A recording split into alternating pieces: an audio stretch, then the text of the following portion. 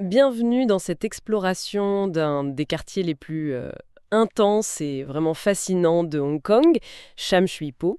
Bonjour. On a une analyse passionnante sous les yeux qui nous propose de plonger dans 5 histoires pour vraiment comprendre l'âme de ce lieu. Mhm. L'idée, c'est pas juste de parler des marchés ou de la street food, mais de découvrir comment ce quartier, dont le nom veut dire quai en eau profonde, C'est ça. est devenu une sorte de musée vivant de l'esprit populaire de Hong Kong, alors même que la mer s'est retirée depuis longtemps à cause de la polarisation. C'est exactement ça. Et pour s'y retrouver un peu, on peut voir ces histoires à travers 3 grands thèmes qui en fait s'entremêlent tout le temps. D'accord. Il y a d'abord la transformation du territoire, la transformation pure. Ensuite, la résilience industrielle, cet esprit made in Hong Kong qui est vraiment né là-bas. Ah oui, Et enfin, ce qui est peut-être le plus touchant, c'est la persistance culturelle, la façon dont la communauté a tout surmonté. Chaque histoire est une leçon et chacune nous mène à un trésor caché qu'on peut encore trouver. super. Alors la première histoire, si je comprends bien, elle nous ramène juste après la guerre. C'est ça. Sham Shui Po devient le point de chute pour des centaines de milliers de migrants qui fuient la Chine continentale après 1949. Ils n'ont rien et ils construisent ces bidonvilles, surtout à Shek Kip Mei. Il faut vraiment se représenter le tableau. Des cabanes en bois, entassées les unes sur les autres, des conditions d'hygiène terribles et la peur constante du feu. Une peur qui va devenir une réalité effroyable. Oui, le jour de Noël 1953, un incendie monstre qui rase absolument tout le bidonville. En une seule nuit, des dizaines de milliers de personnes perdent le peu qu'elles avaient. C'est une tragédie absolue. Ouais, on s'attendrait à ce qu'un drame pareil paralyse complètement la ville, la laisse KO. Et c'est là tout le paradoxe de Hong Kong. Cette catastrophe, qui aurait pu être la fin de tout pour cette communauté, Ouais. a été en réalité l'acte de naissance du logement social moderne. Le gouvernement colonial, qui jusqu'alors ne s'occupait pas vraiment de loger les gens, Ah, d'accord. a été forcé d'agir dans l'urgence. Dès 1954, il lance la construction des premiers immeubles de relogement. C'est le début d'un système qui a complètement façonné le visage de Hong Kong. C'est fou de penser qu'une politique sociale aussi importante est née d'un événement si tragique. Et le plus incroyable, c'est qu'on peut encore toucher cette histoire du doigt aujourd'hui. Oui, et c'est notre premier trésor caché, le Mayho House Life Hall. Mayho House. C'est l'un des tout premiers immeubles construits à l'époque, le seul qui a été préservé. Il a été transformé en auberge de jeunesse et, surtout, en un petit musée fascinant. Ah, génial. On peut y voir des reconstitutions des appartements. C'est minuscule, c'est dépouillé, mais ça raconte tellement de choses sur la solidarité, l'entraide entre voisins. C'est un témoignage vraiment puissant. Cette capacité à renaître de ses cendres, c'est une chose, mais le quartier a aussi dû se reconstruire après des traumatismes d'une toute autre nature, beaucoup plus sombre. Oui, lié à la guerre. Avant tout ça, Sham Shui Po était une zone militaire, c'est bien ça. Exactement. Les Britanniques y avaient construit un grand camp en 1927. Et pendant l'occupation japonaise, entre 41 et 45, ce lieu est devenu l'enfer sur Terre. C'est-à-dire, Un camp de prisonniers de guerre. Plus de 7000 soldats alliés britanniques, canadiens, indiens y ont été enfermés dans des conditions abominables. La surpopulation, le manque de nourriture, les maladies. l'horreur. Les sources décrivent une mortalité effroyable. C'est une des pages les plus noires de l'histoire du quartier. Attendez, donc le pan de terre a servi à interner des soldats alliés, puis, après la guerre, des prisonniers japonais, et ce n'est pas tout. Non, l'histoire de ce terrain est une chronique de tout le XXe siècle hongkongais. Après la guerre, le site ferme en 1977. Mais en 1979, nouvelle crise. Les boat people. Exactement, nouvelle transformation. On en fait un camp pour les réfugiés vietnamiens. Et ça a duré 10 ans. C'est une concentration d'histoires tragiques au même endroit. C'est fou. C'est vertigineux. Colonisation, guerre mondiale, crise des réfugiés, tout ça sur quelques hectares. Et aujourd'hui, qu'est-ce qu'il en reste? C'est là que la transformation est la plus spectaculaire. Une partie du terrain a été utilisée pour construire des logements sociaux et le grand centre commercial Dragon Center. Mais notre deuxième trésor, C'est le parc. c'est le parc de Sham Shui Po. Transformer un lieu de souffrance aussi intense en un espace public de paix, de jeux pour enfants. C'est un symbole fort. C'est un acte de guérison urbaine incroyablement puissant. C'est un mémorial silencieux qui montre la capacité d'une ville à se réinventer sur ses propres cicatrices. 50-60. Exactement.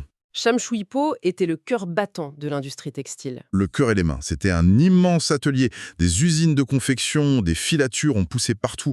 Elles employaient une main-d'œuvre énorme, souvent des femmes, qui bossaient dans des conditions difficiles pour faire tourner l'économie d'exportation. On imagine les grandes usines, mais ce qui est fascinant, c'est tout ce qui a poussé autour, non? Ces petites boutiques de rien du tout qui étaient en fait essentielles. Exactement.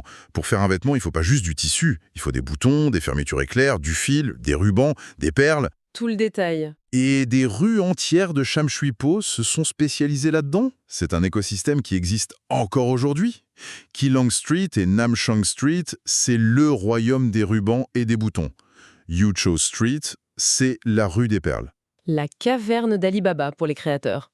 Pour n'importe quel designer à Hong Kong, c'est encore ça. Donc, en se promenant là-bas, on marche littéralement sur les vestiges de cette époque. On marche au milieu d'un héritage vivant, mais qui est aussi terriblement fragile. L'exemple de la boutique Changhua Button est tragique. Racontez. C'était une institution, ouverte depuis 70 ans, réputée pour ses magnifiques boutons en nacre, un savoir-faire unique. Elle a dû fermer il y a peu. Oh non! Ça montre à quel point cet héritage est menacé par la hausse des loyers, la production de masse. La fin de cette boutique, c'est un peu la fin d'une époque, quoi. Dans ce cas, le trésor caché, ce sont ces rues elles-mêmes. C'est une sorte d'archéologie industrielle à ciel ouvert. C'est exactement ça. Se promener à Keelung Street ou Yuchao Street, c'est une expérience sensorielle. Il faut oser entrer, fouiller dans des boîtes remplies de milliers de boutons, toucher les textures. C'est se prendre pour un créateur de mode et surtout, c'est toucher du doigt les fondations très concrètes de cet esprit made in Hong Kong. Cet extrait d'ingéniosité de Système D, on le retrouve de manière encore plus folle avec l'histoire d'Apliu Street. D'après nos notes, son nom d'origine est assez surprenant. Oui, Apliu Street veut dire la rue des enclos à canards. Sérieusement? Des canards? À la base, c'était une zone de marécage et de ferme. La rue des canards est devenue le paradis des geeks et des bricoleurs. Il faut absolument que vous racontiez cette transformation. C'est une histoire en deux temps. D'abord, dans les années 50, avec les réfugiés, les gens n'ont rien. Ils commencent donc à vendre dans la rue les objets de seconde main qu'ils peuvent récupérer. Un marché aux puces géant. Voilà. Apliu Street devient un immense marché aux puces, basé sur cette philosophie très hongkongaise du « transformer les déchets en trésors ». On ne jette rien, on répare, on revend. C'est l'économie de la débrouille qui a tout lancé donc. Précisément. Et puis, le boom de l'électronique dans les années 70 a tout changé. Hong Kong devient une usine du monde, pour les radios, les montres. Les usines locales se retrouvent avec d'énormes surplus de composants, des pièces avec de petits défauts. Au lieu de les jeter, elles les revendent à bas prix aux marchands d'Apliu Street. Et la rue a complètement changé de visage. Elle devient la plaque tournante de l'électronique, du matériel d'occasion, de la réparation. C'est un cas d'école. Passer de l'agriculture à un hub technologique informel en 20 ans. Le trésor caché est donc ce marché lui-même. C'est une véritable chasse au trésor urbaine. Absolument. Mais ce n'est pas qu'un marché pour les chargeurs de téléphone. C'est un musée vivant des technologies passées. On peut y trouver des amplis à lampes des années 60, des tourne-disques vintage, de vieux appareils photo argentiques. Des vinyles, des téléphones à cadran. Exactement. C'est un lieu qui célèbre le recyclage et la réinvention. Un témoignage vivant de cette capacité à donner une seconde vie à tout. Toutes ces histoires de survie, de travail, de réinvention, ça devait créer des liens très forts dans la communauté. Et souvent à Hong Kong, ces liens se tissent autour de la nourriture. C'est notre dernière histoire. C'est le cœur du réacteur social. La vie à Shamshui-Po s'est toujours organisée autour de ces marchés, comme celui de North River Street, qui date de 1918. Plus de 100 ans! Oui, ces marchés et les petites écopes de nourriture qui les entourent, ce ne sont pas juste des commerces. Ce sont les lieux où les gens se retrouvent, échangent, maintiennent le lien social. La nourriture, c'est un point de repère, un élément de stabilité. Donc c'est bien plus que de la bonne nourriture, c'est une sorte de ciment social. On a des exemples emblématiques dans nos sources. Oui, et ils sont extraordinaires. Prenez la Kunggu Bean Curd Factory. Elle a été fondée en 1893. Incroyable. Ils continuent de faire du tofu et de la fleur de tofu, une sorte de dessert soyeux avec des méthodes traditionnelles quasi centenaires. Il y a aussi les Menki Cart Noodles, ces soupes de nouilles qu'on compose soi-même, qui ont même une recommandation du guide Michelin. Rien que ça. Ou cette boulangerie, la Kwan Hong Old Bakery, qui a annoncé sa fermeture, provoquant une vague de tristesse avant de rouvrir miraculeusement. Ce qui est frappant, c'est que ce ne sont pas des lieux touristiques à la base. Ce sont des cantines de quartier. C'est le point clé. Ce sont des endroits où les gens du coin mangent tous les jours.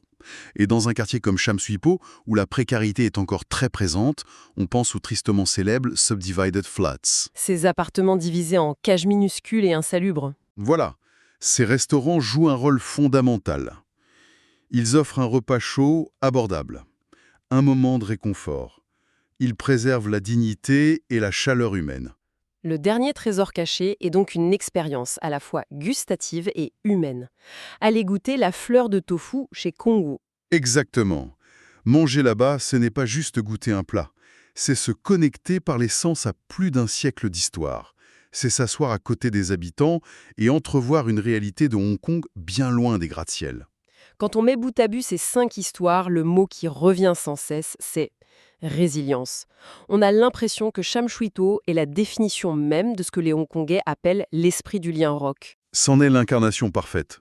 L'esprit du lien en rock, cette idée qui vient d'une vieille chanson populaire, Oui, qui symbolise la persévérance. la persévérance de cette génération qui a bâti la ville de ses mains, avec la silhouette de cette montagne en toile de fond. C'est exactement ça. C'est la capacité à se relever de tout le feu, la guerre, la pauvreté, grâce au travail, à l'ingéniosité et à une solidarité incroyable. Sham Shui Po, c'est un manuel de survie à ciel ouvert. Mais cet esprit est-il menacé aujourd'hui?